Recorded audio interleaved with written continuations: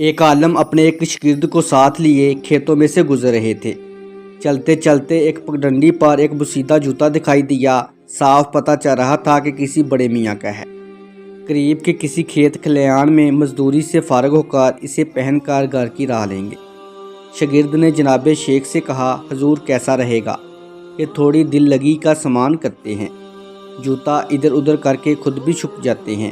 وہ بزرگ آ کر جوتا مفقود پائیں گے تو ان کا رد عمل دلچسپی کا باعث ہوگا۔ شیخ کامل نے کہا، بیٹا اپنے دلوں کی خوشیاں دوسروں کی پریشانیوں سے وابستہ کرنا کسی طور پر بھی پسندیدہ عمل نہیں۔ بیٹا تم پر اپنے رب کے احسانات ہیں۔ ایسی کبھی حرکت سے لطف اندوز ہونے کے بجائے اپنے رب کی ایک نعمت سے تم اس وقت ایک اور طریقے سے خوشیاں اور سعادتیں سمیٹ سکتے ہو، اپنے لیے بھی اور اس بیچارے مزدور کے لیے بھی۔ ایسا کرو کہ جیب سے کچھ نقد سکے نکالو اور دونوں جوتوں میں رکھ دو، پھر ہم چھپ کے دیکھیں گے جو ہوگا۔ بلند بخت شاگرد نے تعمیل کی اور استاد و شاگرد دونوں جھاڑیوں کے پیچھے دبک گئے۔ کام ختم ہوا۔ بڑے میاں نے آ کر جوتے میں پاؤں رکھا تو سکے جو پاؤں سے ٹکرائے تو ایک ہڑبڑاہٹ کے ساتھ جوتا اتارا تو وہ سکے اس میں سے باہر آ گئے۔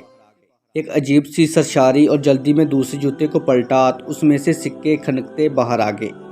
اب بڑے میاں آنکھوں کو ملتے ہیں، دائیں بائیں نظر گھماتے ہیں، یقین ہو جاتا ہے کہ خواب نہیں، تو آنکھیں تشکر کر کے آنسوں سے بھر جاتی ہیں۔ بڑے میاں سجدے میں گر جاتے ہیں۔ استاد و شاگرد دونوں سنتے ہیں کہ وہ اپنے رب سے کچھ یوں مناجات کر رہے ہیں، میرے مولا میں تیرا شکر کیسے ادا کروں؟ تو میرا رب کتنا کریم ہے۔ تجھے پتہ تھا کہ میری بیوی بیمار ہے، بچے بھی بھوکے ہیں، مزدوری بھی مندی جا رہی ہے، تو نے کیسی میری مدد فرمائی۔ ان پیسوں سے بیمار بیوی کا علاج بھی ہو جائے گا، کچھ دنوں کا راشن بھی آ جائے گا۔ ادھر وہ اسی گریہ زاری کے ساتھ اپنے رب سے محو مناجات تھے اور دوسری طرف استاد و شاگرد دونوں کے ملے جلے جذبات اور ان کی آنکھیں بھی آنسوؤں سے لبریز تھیں۔ کچھ دیر کے بعد شاگرد نے دست بوسی کرتے ہوئے عرض کیا، استاد محترم آپ کا آج کا سبق کبھی نہیں بھول پاؤں گا۔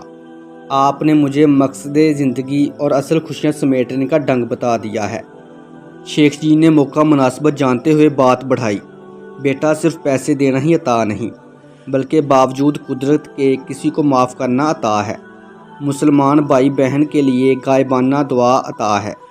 مسلمان بھائی بہن کی عدم موجودگی میں اس کی عزت کی حفاظت عطا ہے۔ صرف آپ ہی سن کر آگے نہ بڑھ جائیں بلکہ اوروں کو بھی شریک کریں، یہ صدقہ جاریہ ہوگا۔ اس میں آپ کا بمشکل ایک لمحہ صرف ہوگا، لیکن ہو سکتا ہے اس ایک لمحہ کی اٹھائی ہوئی تکلیف سے آپ کی شیئر کردہ تحریر ہزاروں لوگوں کے لیے سبق آموز ثابت ہو۔ جزاک اللہ خیر۔